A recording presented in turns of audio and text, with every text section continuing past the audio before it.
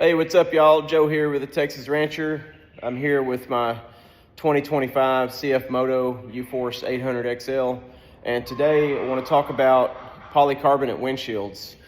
Specifically, I got the StarknightMT windshield. It's actually designed to fit the 600, the Uforce 600, but the roll cage and everything is the same.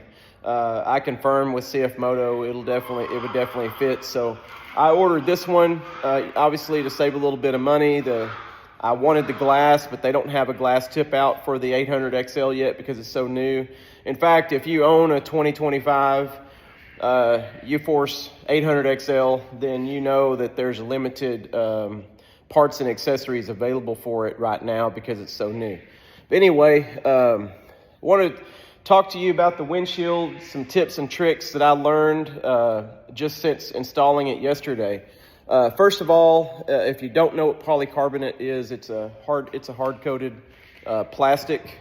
It's a lot cheaper than glass. It's pretty durable. It's hard to break it, but it does have some downsides. It's easy to scratch, especially the way that you clean it and everything. But first, let's get into some things that I learned right off the bat. So let me see where to start. Okay, so when I got it installed yesterday, we'll get into the installation in a minute, but when I got it installed yesterday, I pulled the plastic film off of it, the blue plastic film, which for me was the inside, the way that I chose to put it on. And once I got it installed, I pulled that off, and I've got chickens in the barn, and they're being nosy and loud.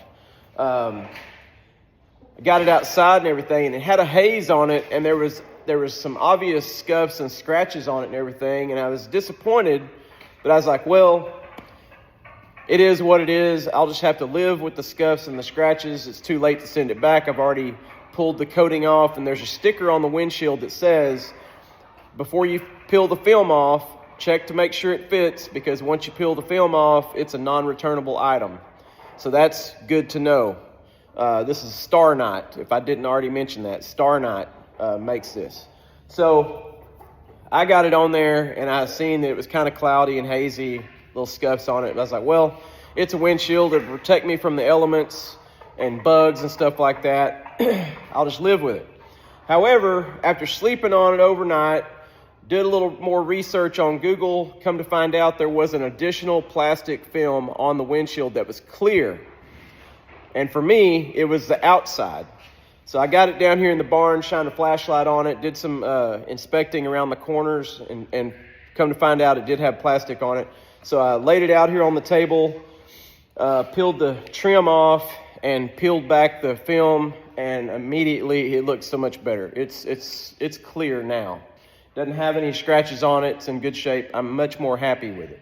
So if you buy one, be sure to peel both plastic films off. One is probably going to be blue. The other one's going to be clear, and you won't necessarily see it unless you look really hard for it.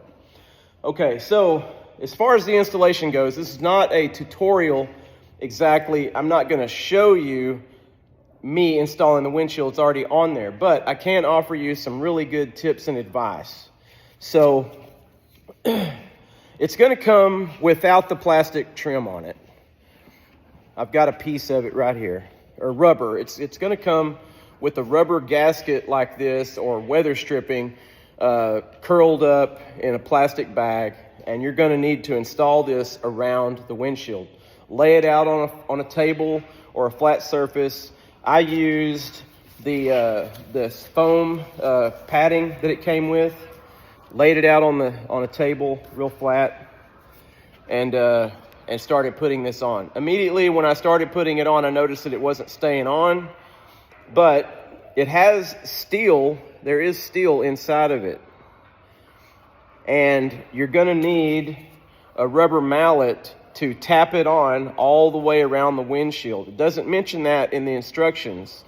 I've seen worse instruction manuals. It's just one page. It's real simple, but they leave out some important information on it. It's showing 1, 2, 3, 4. It's showing 4 steps, but it doesn't mention that you're going to need some kind of like needle nose pliers, a rubber mallet, and you're going to have to tap this on. So the next thing is the straps that hold it on. There are 4. There are pre-cut holes in the windshield where these straps go. It's an oval shaped cut in the windshield, and this part right here, this ridge, is going to sit down in there. You're going to put it on with the buckle on the outside, and then you're going to loop the Velcro strap back through, and the strap is really short. So what you're going to need to do is rotate this to the outside as you feed the Velcro in, and get it fed in through this through the little bar there. You're going to feed it through there, and you're going to have like 1/4 of an inch sticking out of there.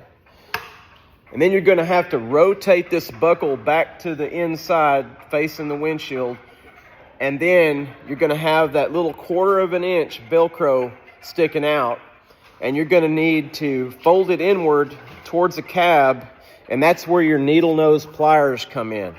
You're going to have to grab the end of that Velcro and pull it back through that slot on the windshield.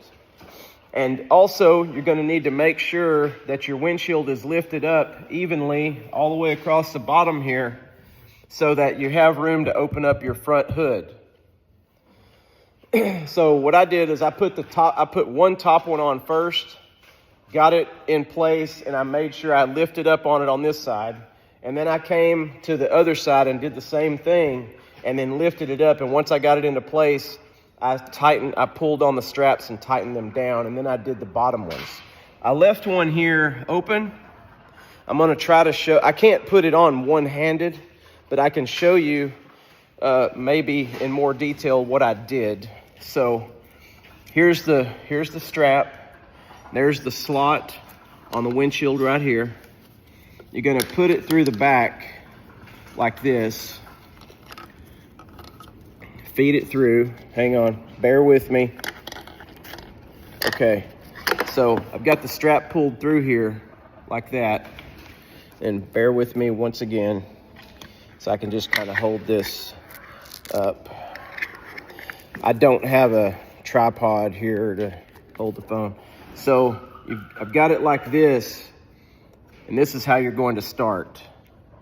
Strap on the inside and the buckle on the outside, kind of, out towards the mirror. And you've got enough strap here to feed it through that little metal pin or bar, and you can get it started that way. And then as you pull it through, you're gonna rotate the buckle over, and the strap's gonna be real short. I'm telling you, it's challenging. But I've already done it twice now, and it went a lot faster and easier the second time around. Then you're gonna need your little needle nose pliers and pull that strap back towards, back towards you, towards the steering wheel. And it holds on really good. It doesn't vibrate or anything. The engine idling, you can see the windshield shaking a little bit just from the vibration, but it doesn't rattle or make any noises. It fits really well. It had rain on it last night. We drove it down the road, blocks the wind good, insects and all that kind of stuff. So let's get to the cleaning and maintenance care of your windshield. Never clean a polycarbonate windshield with Windex or anything with ammonia in it or anything. You don't need any of those chemicals. You need a mild dishwashing soap or baby shampoo, I think they said online. I'm a big fan of Dawn liquid soap. I used to be a professional window cleaner back in the day, and Dawn liquid soap is the best thing that we've ever found in the professional industry to clean windows. I have a microfiber car wash mitt. It's so soft. It's super soft. They recommend getting this thing soaking wet. Get a little soap on your mitt or microfiber cloth and get it soaking wet, and then just cover it in the soap and water, and then rinse it off. As far as wiping it down, they say that you should wipe left and right. Do not go in circles. That'll cause swirl marks and everything. I would hesitate to put hands on it after you've cleaned it, because I can tell you there's almost no way that you're going to wipe this thing clean, even with the softest of material, and not scuff it. Over time, that's just going to put swirl marks on it, I promise you. If I were you, I would just use a microfiber mitt or towel and soap and water. Make sure it's really, really wet. Wipe it, scrub it like that, but not hard, gently. And then just rinse it off with water and just let it air dry, or maybe use a leaf blower or something if you want to blow the water off of it. The least amount of hands you can put on it, the better off you are. Also, another important thing that I learned, that the UV rays from the sun will damage this plastic over time. It will cause it to haze. They recommend that you either don't park it in direct sunlight for prolonged periods of time. We're talking like every single day. I'm not talking about just parking it out there in the sun for a day or two, but like, let's say you own your machine for 5 years and it sits in the sun all the time. Eventually that's going to damage the windshield. So they recommend covering it up. They make UTV covers. They make actual windshield covers for UTVs. I saw some of those online. I'm probably just going to get a full cover to protect my machine from the elements when I'm not using it. It doesn't spend a lot of time sitting because I use it all the time. But they recommend covering it up or protecting it from the UV sun, rays. If you got a garage or carport, park it under there when you're not using it. That'd be ideal. But other than that, yeah, I think I covered everything. If you've never owned a polycarbonate windshield before like me, do your research. If you can afford glass, glass is king. I was going to get the CFMOTO glass windshield, but they don't offer a tip-out glass windshield for this machine yet. There's some out there for the 600 aftermarket ones. I didn't like any of those, but they're $750 from CFMOTO. And I just wasn't going to invest $750 into a glass stationary windshield that doesn't tip out, when probably a few months from now or later this year, they will come out with the glass tip-out windshield, which is probably $1,000, but that is the windshield that I want. I want a tip-out windshield. Also, because I hunt with thermals, I use thermal optics a lot, and thermal can't see through glass. So it's easier just to tip the windshield out when you're hunting or looking through your thermal. And if it's hot outside and you want a little breeze, you can tip it out. I just didn't want to spend the money, so this one was under $200. I don't remember exactly. I think I paid $392 for the front and the rear. The rear one is coming in tomorrow. I ordered from the same company, StarknightMT, and it's a slightly tinted windshield, or at least it's supposed to be. And looking forward to getting that on the back. And eventually I'll get half doors, and there's a long list of accessories that I'd like to get for this thing. But I just wanted to point this out. These are some things that, there aren't that many. There's only one video on installing this StarknightMT windshield on the Uforce 800XL on YouTube, and it's called Pokemen. Man, if I can think of it, I'll pin it in the comments. But he's the one that I saw. He just got his machine a few months ago, and he's done some accessories to his. I want to give him credit for leading me to the StarknightMT windshield. I'll put it.